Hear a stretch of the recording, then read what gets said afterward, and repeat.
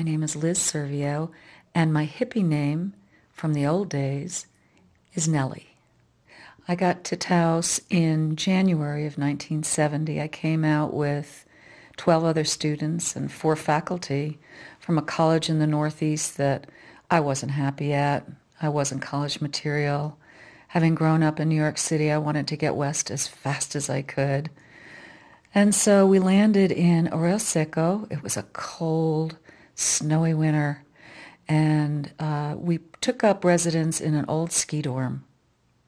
We had all kinds of things going on. We had weaving and glass blowing and ceramics and painting. And I finally found myself a boyfriend around March. And my boyfriend was a member of Reality Construction Company, a commune that was out near Oro Hondo. And so when we would get together, he would either come himself with a couple of the other guys from the commune, or he'd send a couple of guys from the commune in the town trip truck, which was an old Chevy flatbed, and I'd squeeze into the cab of that truck with a couple of hairy, smelly guys, and we would head up to the commune on a road that had been carved into the side of the mesa. Oh, that road was maybe big enough for one car at best.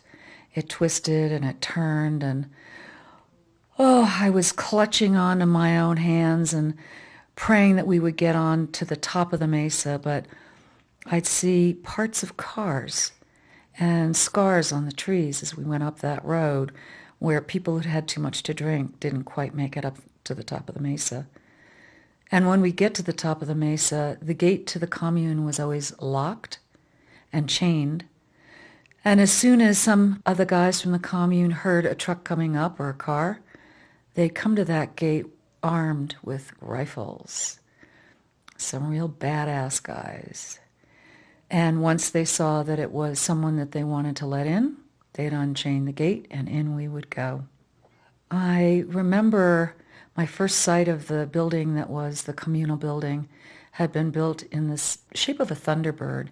Thousands of adobe bricks had been made the year before to create that building, Pueblo style. So people and even families were each confined to a room, and there was a communal kitchen, no water, no electricity, and a couple of other community buildings as well.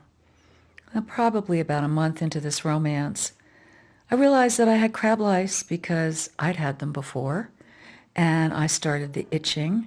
And as I looked around me, I noticed that, there were a lot of other people in that commune who were itching too. I took myself down to the Ranchos Free Clinic, and I saw the doctor there. He examined me and he said, "Oh yeah, you've got crab lice. Let me give you a prescription for Quell." I said, "Oh good. Can I have 5 bottles?" And the doctor's eyes got really wide, and he looked at me and said, "Why would you need 5 bottles?" And I said, "Because my boyfriend lives on a commune. I think about half the people there also have crabs."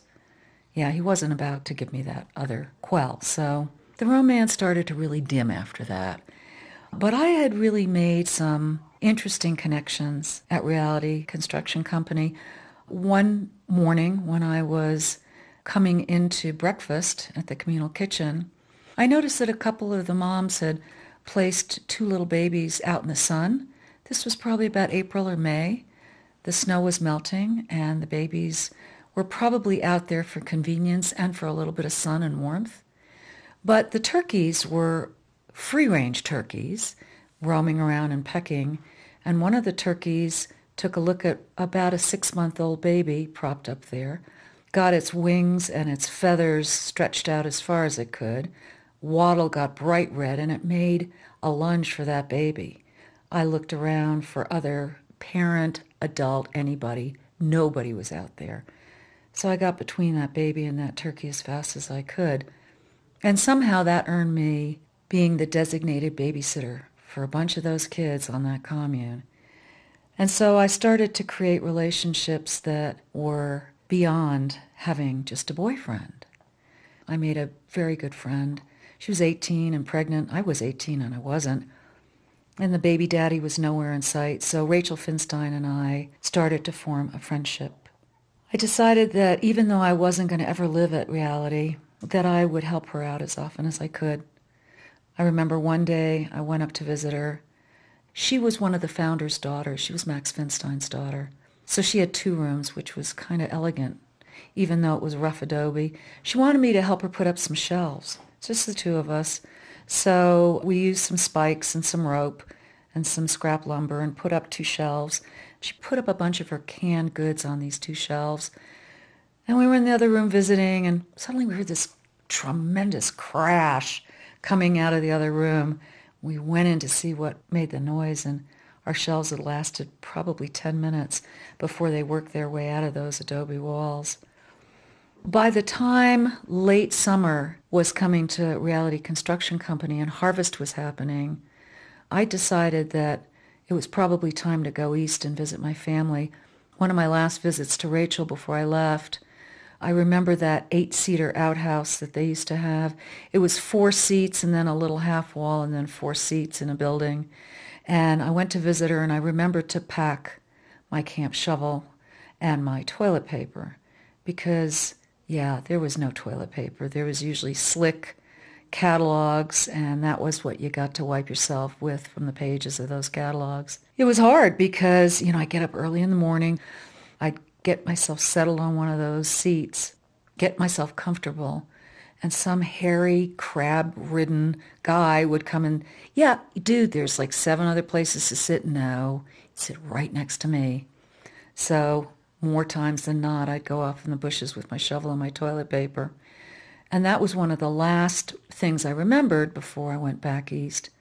And when I got back that October, I went up to see Rachel and the baby. And she was just leaving. She was packing up her things to move to town. There were only 3 or 4 people left at Reality Construction Company. And that was a commune that really ended. It died that winter of 1970-71. But I'll never forget it because it was one of the experiences and one of the places that introduced me to myself and allowed me to make northern New Mexico home for the rest of my life.